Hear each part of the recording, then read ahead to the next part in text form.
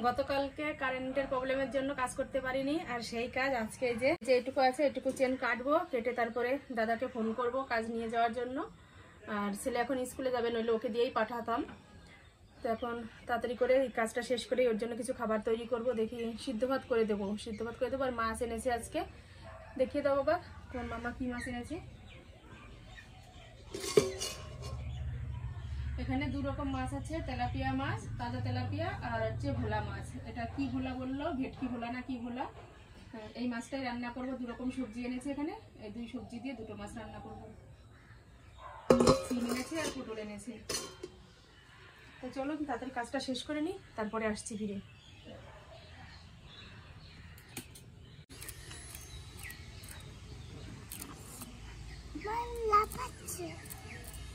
লাফাচ্ছে? এগুলো তাজা মাছ তো, এটা তাজা, এটা তাজা মাছ, এগুলো সব তাজা মাছ। এটা তাজা মাছ। উঁচু করতে পারছো না? উঁচু করতে পারছো না? এরকম লেজ ধরে উঁচু করতে হয়, এইভাবে উঁচু করতে হয়, এইভাবে এইভাবে, হ্যাঁ এইভাবে উঁচু করতে হয়, তাহলে ধরা যায়।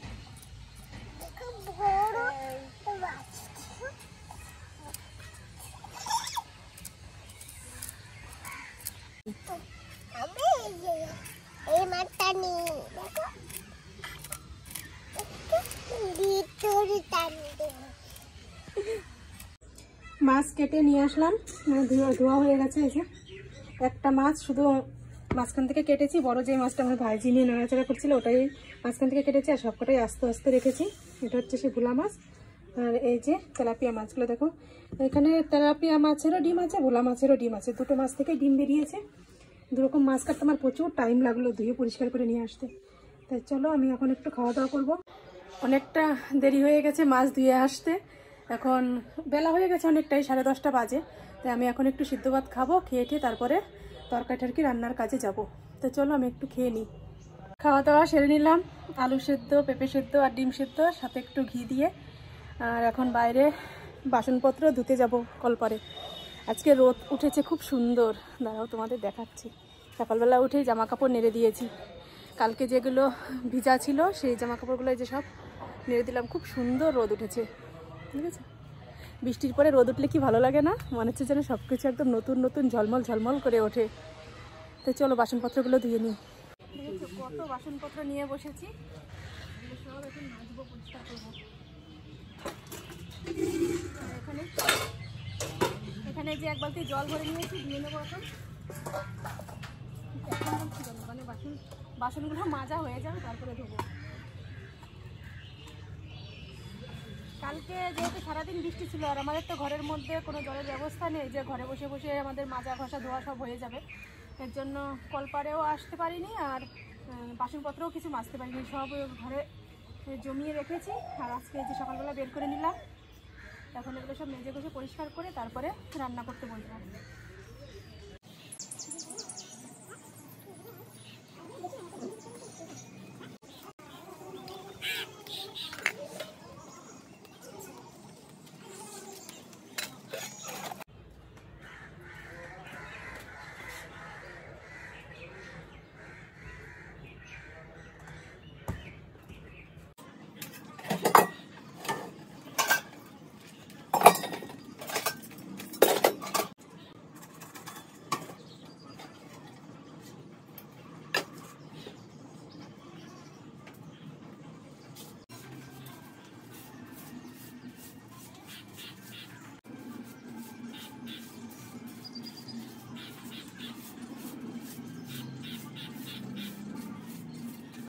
সব কাজকর্ম সেরে রান্না করতে চলে আসলাম।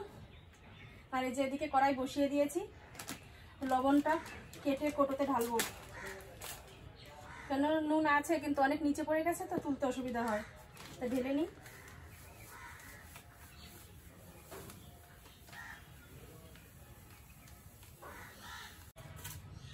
লবণ ঢালা হয়ে গেছে, এবার হলুদ ঢালবো, প্যাকেটে করে হলুদ এনেছে, হলুদটা ঢালতে হবে। হলুদ ঢালা হয়ে গেছে, সবকিছু আজকে ঢালার পালা। এবার জিরেটা ঢেলে নেব।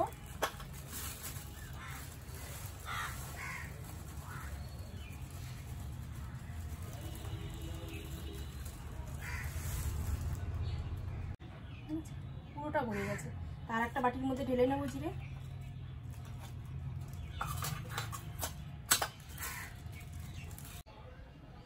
ওই কোটো থেকে হলুদ একটু নামিয়ে নিলাম, কেননা সবসময় তো সব হলুদ একসাথে ব্যবহার করা যায় না, এই জন্য কিছুটা কিছুটা করে নামিয়ে নিই, আবার কোটোর মধ্যে থাকে, আবার যখন শেষ হয়ে যায় তখন আবার নামিয়ে নিই। তো চলো এখন মাছগুলো ভাজবো, কড়াইটা গরম হয়ে গেছে।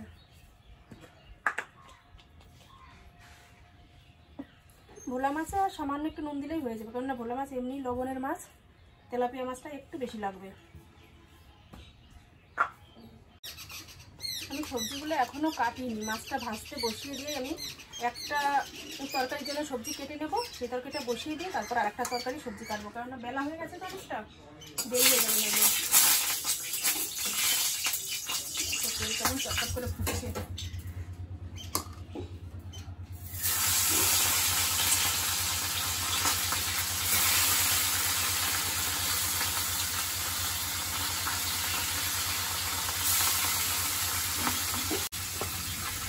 সিম আলু দিয়ে ভোলা মাছটা রান্না করবো। এই যে সিম নিয়ে নিয়েছি, সিম আলু দিয়ে ভোলা মাছটা রান্না করবো, আর আলু দেবো, আর পটল আলু দিয়ে আর একটা তেলাপিয়া মাছটা রান্না করবো, তার সাথে কিছুটা পটল ভাজবো।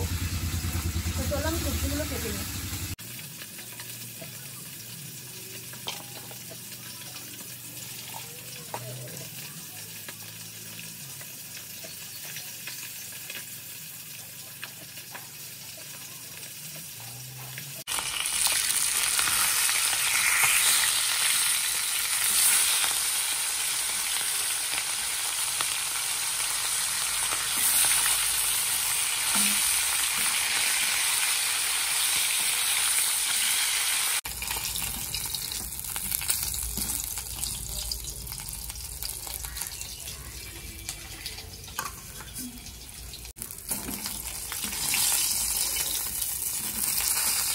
তুলতেই পারছি না দেখি,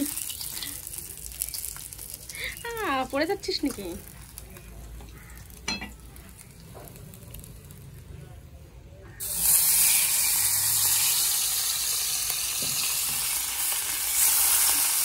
এই সাইডে সিম আলুর তরকারিটা বসিয়ে দিয়েছি, এবার নুন হলুদ দিয়ে দেবো।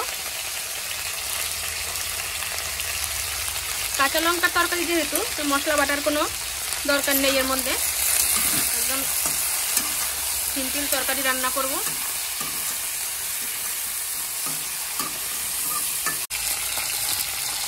তাজা মাছ না, যতই কি করি তবুও যেন বেঁকিয়ে যায়।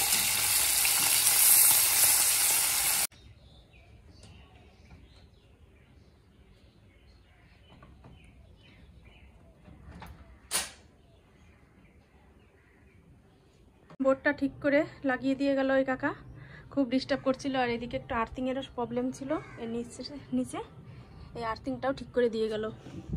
তো চলো আমার রান্নাবাড়ি কমপ্লিট হয়ে গেছে, তোমাদের এক ঝলক দেখিয়ে দিয়ে আমি বাসনপত্র সব কিছু, আবার জানোই তো রান্না করলে বাসনপত্র বেরোয়, কতগুলো ধুলাম সকালবেলা, তবুও আরও বাসন হয়ে গেছে।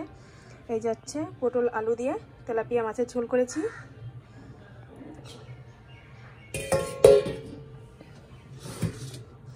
আর এইদিকে সিম আলু দিয়ে ভোলা মাছের ঝোল, আর এখানে রয়েছে এই যে পটল ভাজা। এই যে 3 রকম রান্নাবাড়ি কমপ্লিট হয়ে গেছে। এখন এই যে এই বাসনগুলো বেরিয়েছে, এগুলো এখন ধোবো, গ্যাসটা পরিষ্কার করব, কড়াই দুটো আবার ফিরে মাজতে হবে, মেজেই রান্না চাপিয়েছি আবার মাজতে হবে, আর এই যে ওভেনটা এখন ভালো করে পরিষ্কার করে মেজে নেব। চলো এই কাজগুলো সারি, এই কাজগুলো সেরে স্নান করব, আর এদিকে দাদা এই যে আবার কাজ দিয়ে গেছে, স্নান করে খাওয়া দাওয়া সেরে তারপর আবার এই কাজে বসতে হবে। বাইরের জামা কাপড়গুলো শুকিয়ে গেছে, নিয়ে আসি।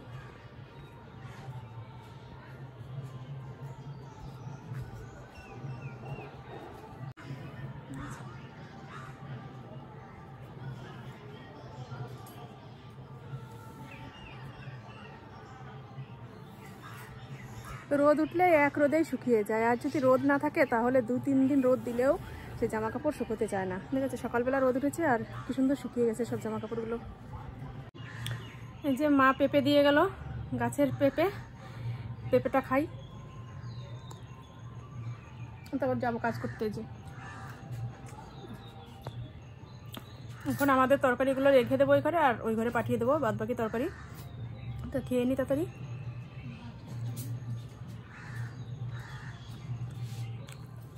এই দেখো হঠাৎ করে দুপুরবেলা দেখো কি বৃষ্টি শুরু হয়ে গেছে। আমি একটু বাজারে গিয়েছিলাম আর বাজার থেকে বাড়ি আসতে পারি না, ভিজে ভিজে দৌড়তে দৌড়তে বাড়ি আসলাম। তোমাদের সাথে যে একটু শেয়ার করবো তাও করতে পারিনি, কি বৃষ্টি শুরু হয়ে গেছে। বাজারে গিয়েছি তার কারণ হচ্ছে এই দেখো আমার বাঁ হাতটা খালি। আমার হাতে একটা আইসটি ছিল তোমরা দেখেছো, সেই আইসটিটা পাল্টিয়ে অন্য একটা আইসটি নিয়ে আসলাম, সেটা তোমাদের দেখাবো। দুটো আইসটি এনেছি একসাথে, একটা মাকে দেবো আর একটা আমি করবো। মায়েরটা তো নতুন করে বানিয়ে দিলাম, আর আমারটা তো আমার হাতের পুরোনো আইসটিটা দিয়েই আবার পাল্টিয়ে আর একটা আইসটি নিয়ে আসলাম। তো বৃষ্টির জন্য মা আসতে পারছে না, মা আসুক তারপরে মাকে দেবো আর আমারটা করবো, তখন তোমরা দেখতে পাবে। সন্ধ্যার সময় চলে আসলাম আবার তোমাদের সামনে। বিকালবেলা তো কোনো কিছুই তোমাদের সাথে শেয়ার করিনি, তার মধ্যে কি কি করেছি একটু বলে দিই তোমাদের। ছেলে স্কুল থেকে এসেছে, তারপর ছেলেকে খেতে দিয়েছি, আমি খেয়েছি, যা রান্না করেছি সেসবই খেয়েছি, এর জন্য তোমাদের আর দেখানো হয়নি কিছু। তারপরে চলে গিয়েছিলাম বাজারে বৃষ্টিতে ভিজে ভিজে। তারপরে একটা জিনিস এনেছি, এই যে এই বক্সের মধ্যে রয়েছে, এই হাতটা আমার খালি, তোমরা বুঝতেই পারছো। গতকালকে মায়ের সাথে আলোচনা করেছিলাম আমার হাতের আইস্তিটা পাল্টাবো। তারপরে মা বলছে যে আইস্তিটা তো পাল্টাবি, তাহলে তুই ওই আইস্তিটা আমাকে দিয়ে দিস আর তুই অন্য একটা তুই যেমন পারিস তেমন একটা বানিয়ে নিস। আমি বললাম যে পুরোনো আইস্তি দেবো, মানে শুনলাম কথাটা, শোনার পরে একটু নিজেই ভাবলাম দেখা যাক কি করা যায়। দোকানে গেলাম, তোমাদের সাথে কিছু শেয়ার করিনি, তার একটা কারণ হচ্ছে আমি নিতে পারবো কি পারবো না আমি সঠিক জানি না। আমি শুধু একটু দোকানে গিয়ে মানে দাম ঠাম এগুলো শুনছিলাম যে কতটা দামের মধ্যে নিতে পারবো, কতটা দামের মধ্যে আমার পছন্দ মতন হবে। সেসব আলোচনা করতে করতেই আমার আইস্তিটা তারপরে ওজন করলাম, ওজন করে দেখছি যে এই যে একটা আইস্তি, এই আইস্তিটার মধ্যেই আমার আইস্তিটার ওজনের মধ্যে চলে আসছে। তা প্রথমে ভেবেছিলাম যে আমি কিছু পয়সা দিয়ে আর আমার আইস্তিটা একটু মানে পাল্টে একটু ভারীর মধ্যে নেব, কিন্তু সেটা আর হলো না, অতিরিক্ত ভারী হয়ে যাচ্ছে। আর সেই ভারীর যে বাজেট আসে সেটা আমি নিতে পারবো না, সেটা প্রায় 20,000 টাকা ভরতে হবে, অতটা তো আমার পক্ষে ভরা সম্ভব না, তাই সেটা ক্যান্সেল করে দিলাম। তারপরে ভাবলাম তাহলে আমার আইস্তিটা পাল্টিয়ে ওই ওজনের মধ্যেই এটা হয়ে যাচ্ছে, তাহলে আমি এটাই নিয়ে নিলাম আমার জন্য। আর আমার কাছে যা ব্যালেন্স ছিল সেটার মধ্যে থেকে এই আইস্তিটা হয়ে যায় প্রায়, তবু আর একটু পয়সা ভরতে হবে। তো সেটা আমাদের নিজস্ব দোকান, যে তোমার মামার দোকান, তাই সেখানে কিছুটা পয়সা বাকি রেখে আর আমার কাছে কিছুটা পয়সা ছিল সেটা দিয়ে এটা নিয়ে এসেছি মায়ের জন্য। ভাবলাম যে আমি একাই পরবো, মা যেহেতু কালকে বললো যে তোর আইস্তিটা আমাকে দিস আমি পরবো, তো মনে মনে ভাবলাম পুরোনোটা দেবো, থাক তার থেকে নতুন দেখেই নিয়ে যাই। আমারটা দিয়ে তো আমারটা হয়েই গেল, আর এটা মায়ের জন্য নিয়ে আসলাম। কিছু পয়সা বাকি রয়েছে, সেটা আস্তে আস্তে দিয়ে দেবো। তাই সাধ্যের মধ্যে সাধ্য পূরণ যেটাকে বলে সেটাই করেছি। শখ তো সবারই থাকে, তাই আমারটা দিয়েই আমারটা আবার শখ পূরণ হবে, আর মায়ের জন্য একটা নিয়ে আসলাম। আর যেটা আবার বাকি রয়েছে ব্যালেন্স, সেই বাকির জন্য আমাকে দিয়ে দিয়েছে একটা হালখাতার চিঠি। 2 মাস টাইম আছে, 2 মাস পরে হালখাতা হবে, 2 মাসের মধ্যে আমি বাকি পয়সাটা জোগাড় করে নেব। জোগাড় করে নিয়ে হালখাতার দিন যাব, 1 প্যাকেট মিষ্টি নিয়ে আসবো আর পয়সাটা দিয়ে আসবো। এটাই হচ্ছে অফার আমার। তা চলো মায়েরটা মায়ের হাতে দিয়ে দিই আর আমারটা আমি নিয়ে নিই। কেমন হয়েছে আইস্তি দুটো তোমরা একটু কমেন্ট করে জানিয়ে দিও।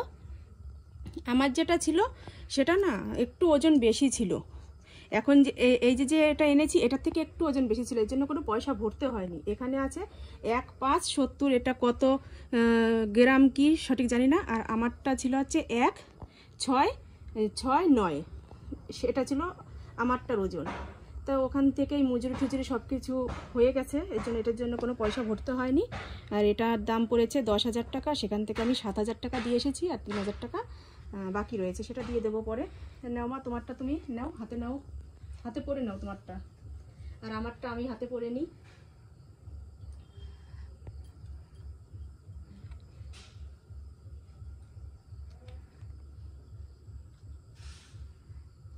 ভেবেছিলাম অন্য ডিজাইন দেখে নেব, একটু মানে একটু পয়সা ভরে অন্য ডিজাইন দেখে নেব, কিন্তু এতটাই দাম বলছে সেটা নেওয়া সম্ভব হলো না আমার পক্ষে।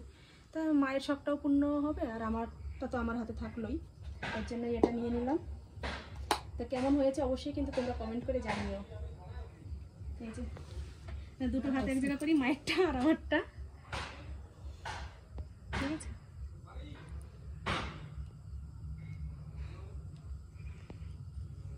মাকে দেবো সেরকম কোনো সিদ্ধান্ত ছিল না, তো ভাবলাম যে মা বললো যতক্ষণ যে মায়ের একটা আইস্তি, আমার আইস্তিটা রাখতে চেয়েছিল পুরোনোটা, তো ভাবলাম তাহলে দুজনেই নিয়ে নিই।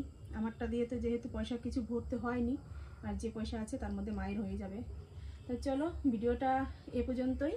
রাত্রে তেমন কোনো কাজ নেই, রাত্রে শুধু রুটি বানাবো, খাওয়া দাওয়া করবো, শুয়ে পড়বো। তো চলো আজকের মতো এ পর্যন্তই। তোমরা ভালো থেকো, সুস্থ থেকো আর সাবধানে থেকো। আর আমার চ্যানেলটি এখনও যারা সাবস্ক্রাইব করনি তারা সাবস্ক্রাইব করে দিও। চলো tata, bye bye. Bye bye.